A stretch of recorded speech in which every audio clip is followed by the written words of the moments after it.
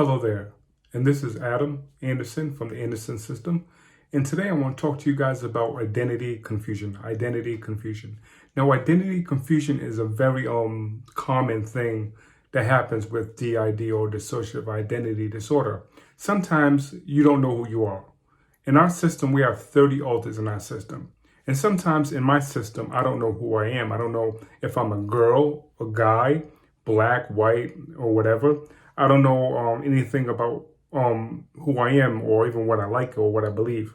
It's because my identity has been confused. And so there is not one specific person that is fronting when that usually happens.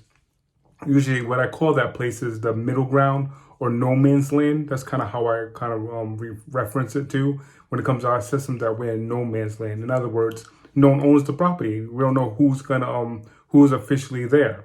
And so sometimes when I have identity confusion, people who know that I do have DID, they ask me, well, who are you today? And I can't give them an answer. I said, I don't have an answer. I don't know who I am today. I could be Max. I could be Benjamin. I can be Adam. I can be Nicole. I can be Kevin. I can be Edward. I can be Abby. I can be Becky or whoever, And so the list goes on of those 30 alters of who I can be. And sometimes I don't know. And if an alter is fronting, sometimes an alter doesn't know who they may be. And so identity confusion can be very tricky and very weird at times. And it kind of sucks because you don't know who you are at that point. And for us, and for me in particular, I get this mostly in the morning time. I'll say when I wake up around 7 or 8 o'clock. Like I get that confusion where I'm sitting looking at myself in the mirror for a while saying, who the hell are you? And I can't figure out who I am. And so at that point, I just go by the default name at that point of the body. I'm saying, well, you know what? I'm Adam. And so that's what I'm doing right now. I'm saying I'm Adam right now. That's why I introduce myself as Adam Anderson. But I don't know if I'm Adam right now. Right now, I'm kind of confused. I don't know exactly what identity I am. And so I always will go by the default again of the body's name that we were born with, which was Adam. And so it'll take a while for me and for the rest of the system to adjust to see who we really are. Because the reason why we have this confusion sometimes because the brain is trying to figure out who are we. And also the brain is also trying to figure out what's the level of danger that may be around us. Because certain alters can deal with the level of danger better than others. And also depends on what kind of responsibilities we may have for that day.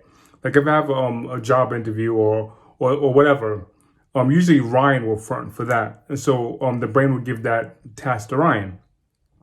Or maybe if I'm feeling attacked or feeling afraid of something, usually Kevin will come out because Kevin tends to be the more vocal prosecutor type of alter. Or if I feel like I'm in physical danger, then 000-1, she is our physical protector and she will come out. And so I guess, again, it all depends on, on the author and their positions within the system. So the brain has to figure out, well, who will be the best person for the job? And so while the brain's trying to figure that crap out, I'm sitting here wondering who the hell am I? Because I don't know. I don't have that reference of knowing. And so, again, by default, I go by the name of the body, which we were born with, which is our legal name, Adam. And so it gets really, really confusing. But as a system, I encourage you, that if this happens to you, not to worry, don't panic. This is just a normal process of having dissociative identity disorder. And that's why they call it dissociative identity disorder, because your identity is in disarray. It's disordered. It's not completed. And so what happens is that those personalities are not connected because the brain decided to split. And so that's why you will have the brain trying to figure out who should front.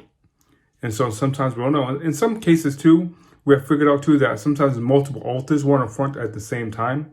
Like, it'll be like, sometimes it can be like Becky wants to front and then so does Nicole. And they both want to get the front seat of the car, if you will. If the body was a car, they both want to drive. And obviously, both of them can't drive unless they're co-fronting. That can happen sometimes, where they both have the steering wheel. And if that does happen, it can be very confusing as well, because now you got both alters driving the car. And imagine trying to have a conversation with someone who's fronting with two people. And co-fronting is a little bit different than co-consciousness. Co-consciousness is basically where an alter can be conscious and be aware of what the person who's fronting, what they're saying, what they're doing. Where co-fronting is where both alters will have equal access to the body and how it moves and how it talks and how it interacts with the real world.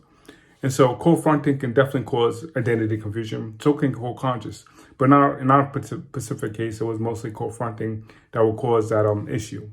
And so anyway, this is Adam Anderson. Not sure about that. But anyway, please hit the like and subscribe. Subscribe. See, right now I feel like someone wants to front.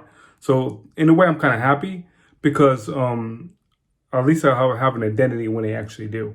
And so I don't know who's going to come out. Don't know yet.